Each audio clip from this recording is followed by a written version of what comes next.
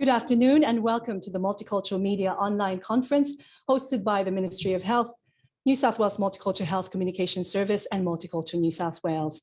I am your moderator today. I'm Jesusa Helaratne, Deputy Director of the Multicultural Health Communication Service. And today we are pleased to have the Minister for Multiculturalism, the Honourable Mark Coure, and of course, our New South Wales Health Senior Medical Advisor, Dr. Jan Fizzell, to answer your questions and to give you updates. Before we start, we'd like to acknowledge the traditional owners of the land from which we are all meeting today. For Dr. Jan and myself, we acknowledge the traditional custodians of the land, the Camaragal people of the Guringai tribe of the Eora Nation. We pay respects to elders past and present and emerging and extend the respect to Aboriginal elders and colleagues. And we also acknowledge the multicultural leaders and elders who are represented in this meeting today. We would like to request if you can keep your microphones on mute and add your questions to the chat. We want to have a lively discussion and answer your questions, so please add them to the chat. And also throughout the sessions, my colleagues from the partner organizations hosting this event will also send you some links and resources that are available on the New South Wales Health and government websites. And also, we'd like to invite the multicultural media who are present today to please add all the links and articles and stories that you've already have and you'd like to share with the community. So we'll start. Dr. Jan, how are you? It's nice to see you. Well, thank you, Jess, and good afternoon, everyone. Some key points from New South Wales Health today. Across New South Wales, more than 95% of people aged 16 and over have received a first dose of a COVID vaccine, and 94.2% of people have had their second dose of a COVID vaccine. We also note that 53.3% of the eligible population have had their booster vaccine, which still means we've got a large number of people to ask to come and get vaccinated. Of children aged 12 to 15, 83.5% have received their first dose and 78.9% have received 2 doses. Our children aged 5 to 11, 45.8% have received a first dose of a COVID vaccine. And we really do encourage families to come together this weekend. There are a number of walk-in vaccination clinics open across the state. The hours are available at nsw.gov.au. And it's really important that families take up this opportunity for adults to get boosted, teenagers to finish their course, and for younger kids to get their first dose of COVID vaccines. It's really important because we know that we are still in a situation where we are reporting deaths. We've had 27 people who lost their lives, 19 men and 8 women, and we send our sincere condolences to all the families. These are not just numbers, these are our valued members of our community. We have 1,478 cases admitted to hospital, including 92 people in intensive care, 46 are on the ventilator breathing machines. We had over 10,000 cases registered yesterday through PCR or the rapid antigen tests. And please, we are really encouraging people to register those results through Service New South Wales. We've had some exciting new treatments delivered to our hospitals and into the community so that people who are eligible are able to receive antiviral treatment.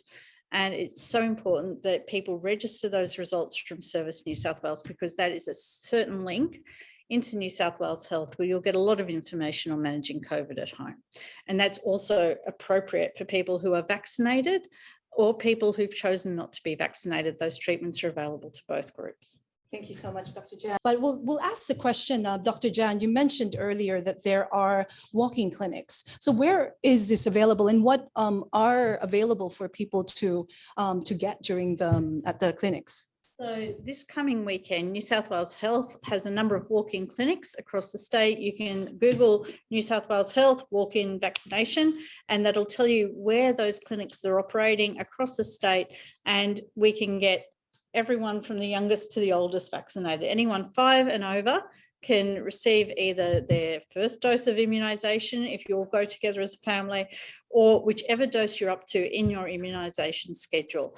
And we'd really love people to come out and take advantage of these clinics. We have vaccine available. It is so important that we try and catch people up who may be falling behind in their vaccine.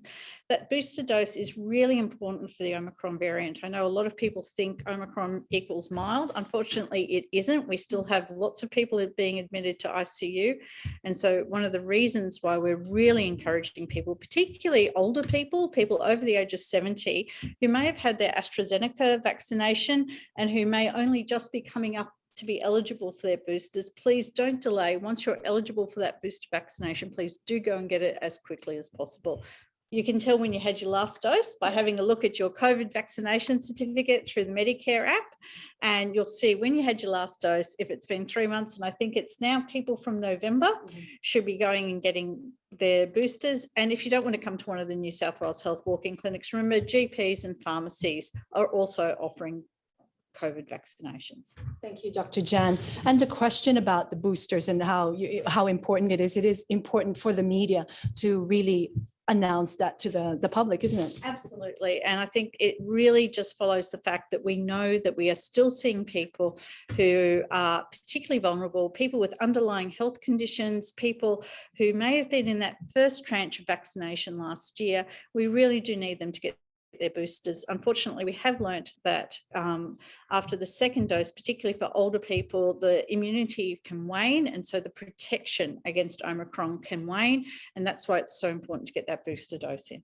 Thank you, Dr. Jan, for that answer. And I know that we're trying to get the Minister Coure back online. I think they're just having technical problems. The Minister is at the Parliament right now, so we'll come back to him when he is able to join us with his audio. Mariam Murad is asking Dr. Jan how long someone will test positive in PCR test after contracting COVID. So PCR is fantastic for telling us when you've got symptoms that you have COVID or when you've had a heavy exposure. What PCR isn't quite so good is when somebody has actually recovered from COVID, people can test positive on PCR for a number of weeks afterwards. And so it's a difficult test to interpret when somebody's recovered from COVID, which is why we don't recommend that people have a PCR test to clear them to go back to work, because it means they're away from the workplace even though they're not at risk. PCR works by finding genetic material and multiplying that genetic material until we get a result. Either there's nothing there or there is genetic material there. That genetic material doesn't mean live virus. And so we do see people who are persistently PCR positive, sometimes for a number of weeks. So that's why we do not recommend getting a test before you go back to work. Thank you, Dr. Jan. A question here or a comment. People are worried about getting multiple boosters. When will the vaccination stop? At what level?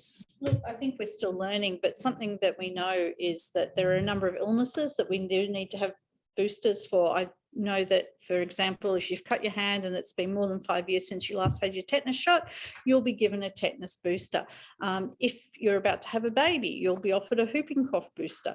If you're having a baby and your rubella immunity is waned, you'll be offered a booster. So this is something that is a normal part of public health, where we know that for some diseases, the vaccine-induced immunity can wane. We're still learning from COVID, and we do know that quite a lot of people will get really great protection from 2 doses, but enough people won't. And the only way we can protect everyone is to offer them that booster vaccination. And I think that's really important, that we're now seeing that 3rd dose is super important, particularly, as I say, for older people, people with underlying health conditions, but also people in the community who want to reduce the risk of transmitting COVID to other people and also reduce the risk of just getting unwell themselves. It doesn't take it out completely, but it does reduce the risk. Thank you, Dr. Jan. Questions about wearing a mask. How important is it still to wear the mask? Oh, so important. So this, again, we talk about learning through the COVID pandemic, and we really have learned what an important intervention wearing a mask can be. Again, there are lots of places where in the future, you may not have to wear a mask, but it's still a good idea. And it's a good idea because COVID is spread when we cough, speak, and, you know, yell, shout, sing, and we have COVID in our lungs and in our respiratory passages, and we can spread it to other people. Having that mask there is a physical barrier against us spreading that COVID out and against us bringing COVID in. They're not perfect, but they do reduce the likelihood that you're going to get infected by a significant percentage. So please, those masks are really important, particularly if you're going into an area where you know that there are people who are likely to crowd together, likely to have a really wonderful time yelling and screaming or shouting or singing, dancing, anything that makes us exhale hard. They'll still be a good protection for weeks to come. Over 53%, that's a good number. Absolutely, absolutely. So that was one study, you know, 53% reduction. I'll take that, thanks. Thank you. Thank you, Dr. Jan. A question here from Keith from the Australian Chinese Daily. The word on the street now is that if a family member has contracted COVID, the thinking is now that the whole family should get it, so they don't need to worry of contracting it from them. Please comment on this, Dr. Jan. Look, it is not inevitable that everyone in a family, in a household, will get COVID, particularly if that family has been vaccinated. There is still a good reason to isolate if you have COVID.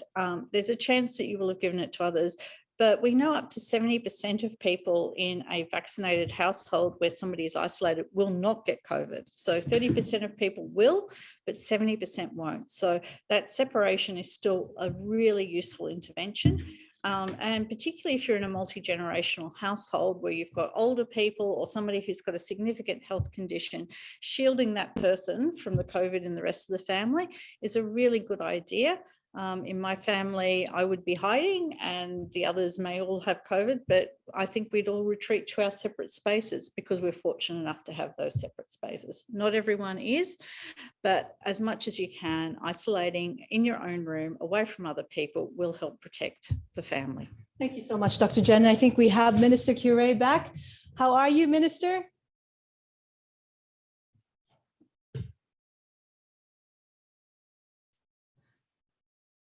Oh, I'm so sorry about that. We'll try to get him back online. Just a question again, Dr. Jan, so many questions. Thank you so much for putting your questions in the chat. Can we request a blood test at the GP to assess immunity levels against COVID? Look, we would not recommend you doing that simply because we know that there's two types of immunity. One's called cell-mediated immunity and the other one is our antibody response. We don't have a good test for cell-mediated immunity. And also we do know that even though some people may have antibodies against, say, the Delta virus, they would not have a good, strong protection against Omicron or whatever the next emerging variant may be. So we do use those types of studies to see how many people in our community may have been exposed and got some sort of immune response in recent times to COVID. But on an individual level, it's not a recommended thing to do. Thank you, Dr. Jan. And we'll wait until Minister Coure can come back. But a question here, Dr. Jan, is wearing surgical masks better than one wearing the normal masks? And how long should you wear it? Look, the best mask is the one that is comfortable for you and that you will keep on. A surgical mask has a registered amount of protection. So basically a surgical mask is a registered therapeutic device. It has to meet certain standards. And so you'll have a certain degree of protection from that. Some people have made 3-layer cloth masks where they've got a fluid repellent material as one layer. That's also very good. But the key thing is the best mask is the mask that you're wearing. For a surgical mask, we recommend that you don't wear it for longer than 4 hours. The efficacy, particularly if you get it damp, so if you're unfortunate enough to sneeze into your surgical mask, which can happen, it's a good time to change it. So it's important to always keep a supply of clean masks with some hand sanitizer in your bag. But again, if you're not tolerating the surgical mask and you're tolerating the better fit or something from a different type of mask, the best mask to wear is the mask that you're comfortable in. Dr. Jan, a follow-up from Violi Calvert from Filipino Radio Tagumpay is why wearing a mask is being seized by others when the numbers are still high with Omicron. Look, I think this is a matter of government policy where people are looking to see what do we actually have to mandate to protect people versus what should we strongly recommend as public health officials. So as a public health official, just the same as I would strongly recommend that you have your kid in a helmet when they're riding a scooter, I would recommend that you wear a mask, particularly if you're going into a crowded venue. There's no law saying that your child has to wear a helmet on a scooter, and it's still a good idea, and I would still advocate for it. So I think it's just important that people are able to make mature, responsible decisions. And I think wearing a mask, particularly if you're going into a venue that is crowded, or that, you know, historically we've explained that COVID spreads there, is just common sense. Thank you, Dr. Jan. And the reason why we're not wearing a mask right now is for the purpose of clarity of our messages. But right after we do wear a mask. Go back on. Well, back on. And Minister Coure, are you back online? Unfortunately, we're still, there's just some technical problems. Dr. Jan, a question has been asked by the community. When can they find a medical clearance notice once they've finished self-isolating?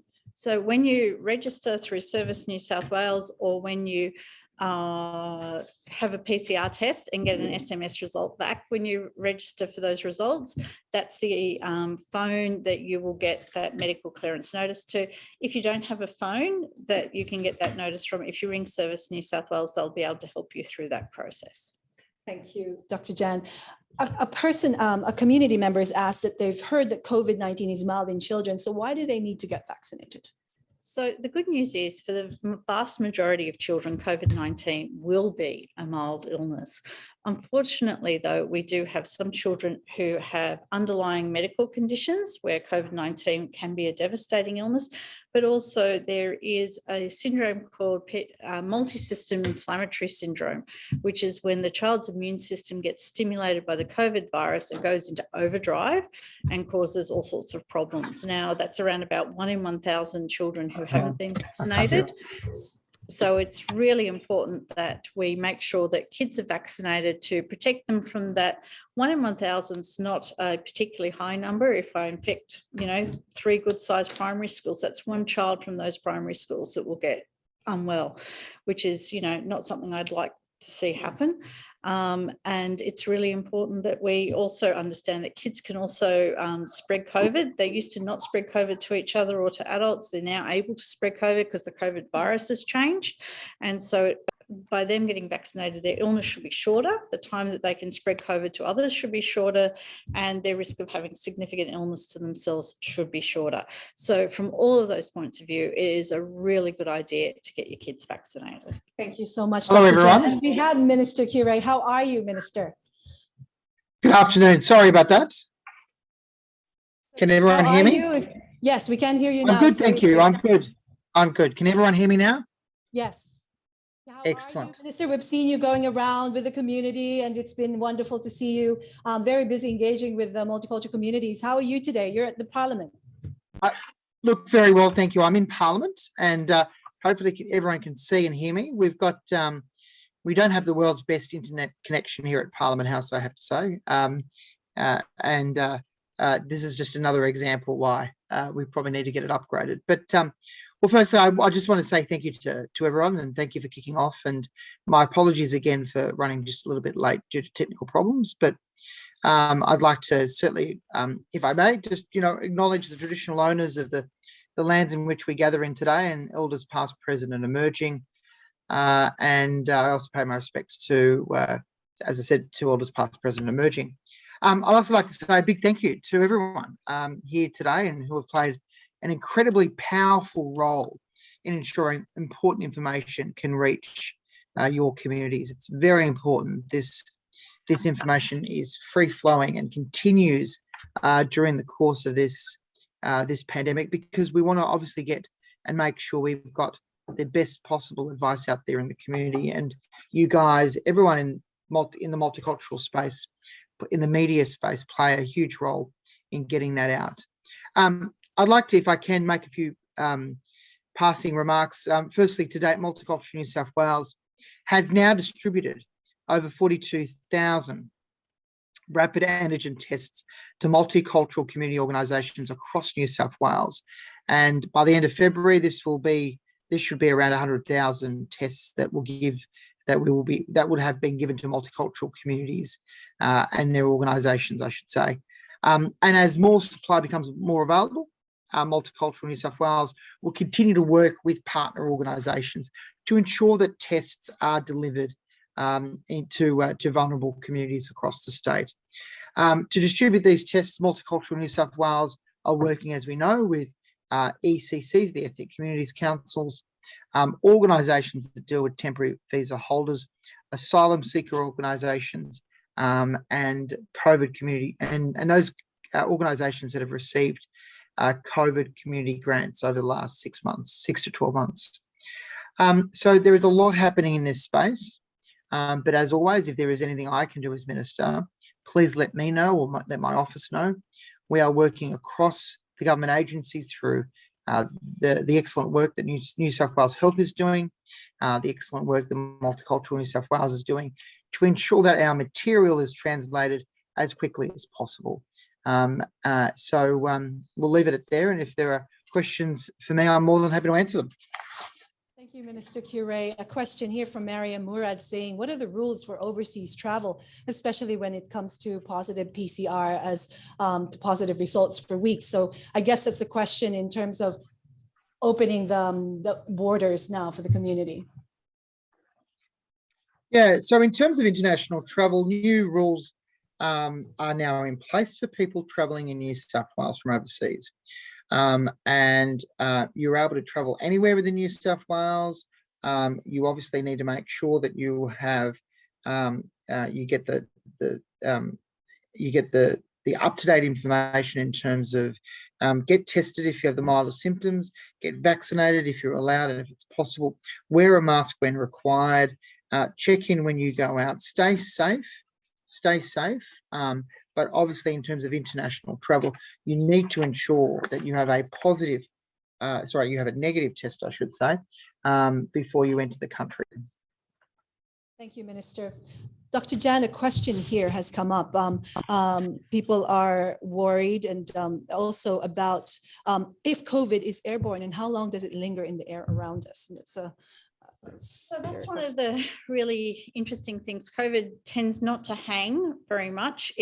That's why we do emphasize good ventilation. So how long it will stay in the air around us depends on two things. One is the COVID droplets, which will naturally fall towards the ground. And the other one is the good ventilation, so that they're less likely to stay in one place and stagnate, if you like. So the key thing is to wear your mask and to try and meet up with others if you're meeting indoors in a place with good ventilation. Thank you, Dr. Jan. Minister Coure, a question from the community. What about the advice around physical distancing? Can community groups plan to recommence face-to-face gatherings? And that's happening around now in New South Wales.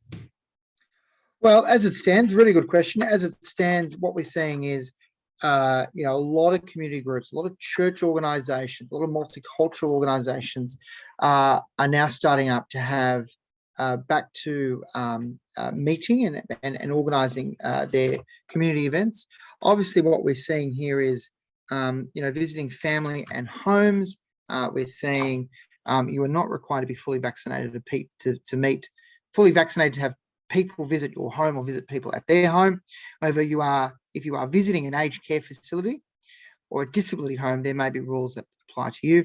Obviously, you've got to check with the operator, but there are community groups, as I said before, that are currently meeting and currently organising or going back to normal activities. And anyone who, encourages or participates in sport or exercise or outdoor gatherings, you are not required to be fully vaccinated or carry vaccination evidence. But of course, it's really important that you do the social distancing when required. If it's a gym, an outdoor gym and indoor recreation facility can operate, but you need to obviously make sure there are COVID-19 safe COVID-19 check-ins. Thank you, Minister. And just picking up on what you said about, vaccinating, making sure that people some are not vaccinated and some are vaccinated. But a question, Dr. Jan, about when do you know when your vaccination status is up to date and how do you keep it up to date? So the key thing is to, if you can, log into your Medicare account, which will tell you when you have last had your vaccination. If it's been 3 months or more since you last had a vaccination, especially your second vaccination, if you're most people, or if it was your third vaccination, if you're immunocompromised, if it's been 3 months or more, you're starting to not be up to date. And so it's time to get that vaccine. But it's that certificate. And so at the moment, people who would have had their second dose in November should be getting their vaccination, their booster vaccination now.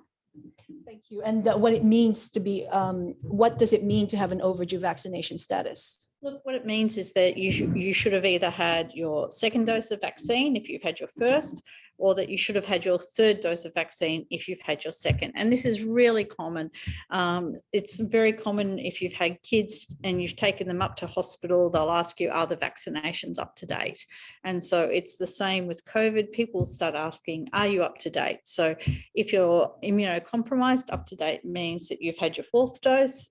If you're not immunocompromised and you're over 16 years of age, it will have been, have you had 3 doses of vaccine and you've had your first 2 doses as per the schedule, and it's been 3 months or more since you had that second dose. So it will be common, what we'll start talking about with COVID. And I think we've spoken today already about what it means to be, say, up to date with tetanus. Have I had a tetanus booster in the last 5 years? No, then I'm currently not up to date. Thank you, Dr. Jan. Minister Coure, a lot of people have had COVID and are going back to work. And how important is it that workplaces are making sure that their COVID measures are in place? Sorry, Minister, you're on mute. Sorry about that. Look, it's really, really important. And I think, if it's, I just want to stress with the booster shots, if it's, more than 3 months since your second shot of COVID-19 vaccine, obviously it's time now to get that booster shot. We've yet to hit the 50% booster uptake for people over 16. So I really stress that the importance of that, COVID-19 booster shot. So we've got a fair bit of work to do, and we obviously want to make sure that whilst people are getting their vaccines and get their booster shots, that our workplaces are safe as well. So it's important that, there are COVID safety plans in place. We want to make sure that, that social distancing takes place, that if possible, rapid antigen testing takes place. And, we encourage, organisations, multicultural groups, charitable organisations that do large scale activities every day to have those rapid antigen testing kits, to test on occasion their volunteers and their staff, to ensure that everyone is safe and the organisation keeps running. And I'll just on that point in terms of rapid antigen tests, we continue to encourage people, testing positive via RAT to use their online portal to register the result. And we have, through Multicultural New South Wales, and I've said it many times before, we've translated a range of resources for people in language to explain the process of COVID safety plans, RAT testings, and guide people through that through registering a positive result. And again, if anyone needs help in any translation, not just translating material or sort of, translating services, that is, you can go through our Service New South Wales contact number. Thank you so much, Minister. A question here from Sydney Radio, Salvatad. Dr. Jan, when should someone who's contracted Omicron take the third booster shot? And that's a question that's been asked over and over again. Absolutely. And the advice from the New South Wales Chief Health Officer is 4 to 6 weeks after you've recovered from COVID, it's a good time to get that booster shot. Thank you, Dr. Jan. Mariam Murad, Minister, saying that their clients have tested positive this Sunday and will be released on Saturday. She has an overseas trip booked for the 2nd of March. By understanding that she will test positive in PCR, what can she do? This is really important in terms of traveling, and I'll take your comment, Minister, as well. Dr. Jan. So the key thing is, if she's been cleared of COVID, it's really important that she has that certificate of COVID clearance, and she may also want to see her GP, who can also write a note for her on appropriate letterhead saying that she has recovered from COVID-19. And that way, if she does test positive again, not everyone will. It's unusual, but we do know it happens. If she does test positive again, and she has no symptoms and she hasn't had an extensive exposure to someone with COVID, that will be fine for her to travel with that documentation and come back into Australia with that documentation. Now, other people overseas may have different rules, so it's really important that she understands where she's traveling to and what the rules are for the country she is traveling to. But as far as if somebody overseas, say, gets COVID and recovers and they're still persistently PCR positive, they need to have a clearance letter from a doctor in the country where they are to be able to come back to Australia with a positive PCR test. If it's a brand new positive PCR test and you've never had COVID that you know of, you need to wait till you're released by the health authorities in whichever country you're in before you're able to come back to Australia saying that you're cleared of COVID. Thank you, Dr. Jan. And Minister Coure, this is an important message for people who are traveling and also coming back to Australia. Well, look, there's quite a few important messages here. We've translated a lot of material right across the multicultural network of communities to ensure that those messages are out there in the community. We want to make sure that people are following the health advice and obviously when it's time for them to action something. So, for example, a positive test, they know exactly what to do. I can't stress this enough. I mean, there are some rules that still apply in regards to wearing of masks, and I encourage everyone to following that advice and following that guidance, not just rules regarding masks, but all matters relating to COVID-19. Here at State Parliament, we get all tested, rapid antigen tested every morning, and we all have to wear a mask inside the building.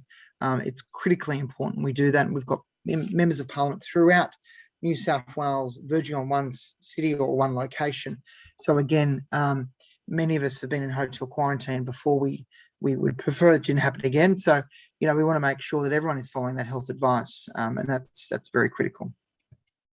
Thank you so much, Minister Coure, and that's good to hear. A question, Dr. Jan, about the booster. When are we going to start boosters for 12 to 16-year-olds? Look, that advice will come from our Australian Technical Advisory Group on immunisation.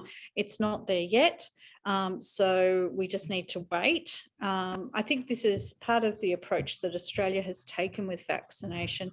We have not been first cab off the rank because we've always taken a carefully measured approach to who gets a booster, timing of boosters, timing of vaccination. So I think it's really important that people wait. Our experts who really weigh up, the small risks of vaccination against the risks of COVID, the benefits of vaccination against the risks of COVID, and then they come to give us an opinion. But as far as I'm aware, there's no medicine yet, no vaccine yet registered for 12 to 16-year-olds to have as a booster in Australia.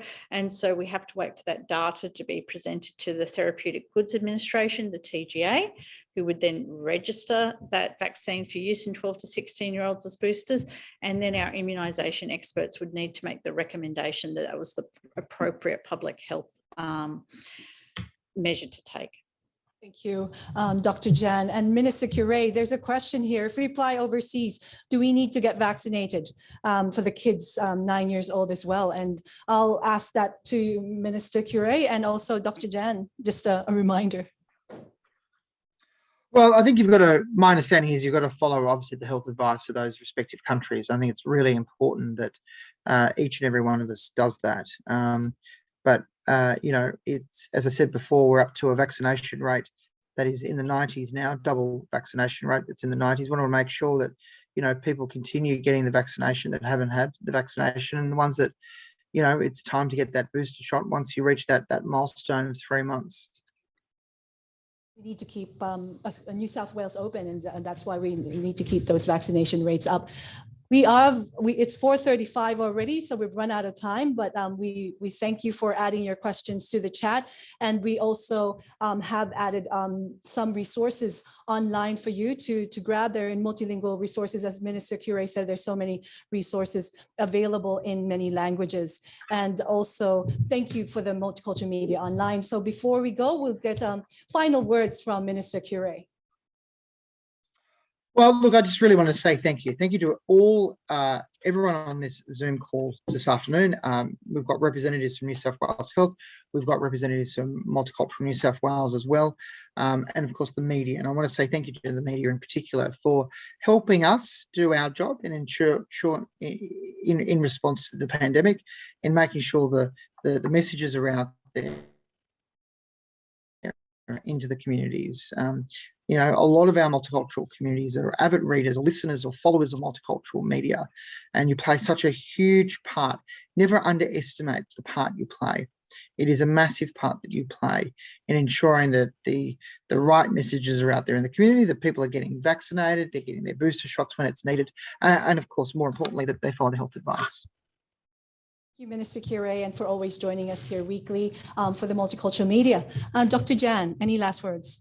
Just to say thank you to everyone, but that message about getting kids vaccinated, getting teens vaccinated, and getting adults their boosters, so important for keeping everyone safe, particularly as we all start to get back to face-to-face meetings and back to face-to-face events. So let's keep COVID safe. Thank you so much, Dr. Jan. And as the Minister Coure say, let's make sure that we follow the rules. And as Dr. Jan's always saying, please get vaccinated. I'm Jesusa Helaratne, Deputy Director of the Multicultural Health Communication Service. And on behalf of the Ministry of Health and Multicultural New South Wales and our service, we want to thank you for always joining us. Please make sure that you go online on the New South Wales Health and government websites. We've got multiple resources in language, videos from doctors and clinicians, and also from the community. So thank you so much. Please stay safe, be kind to one another, and we'll see you again next week.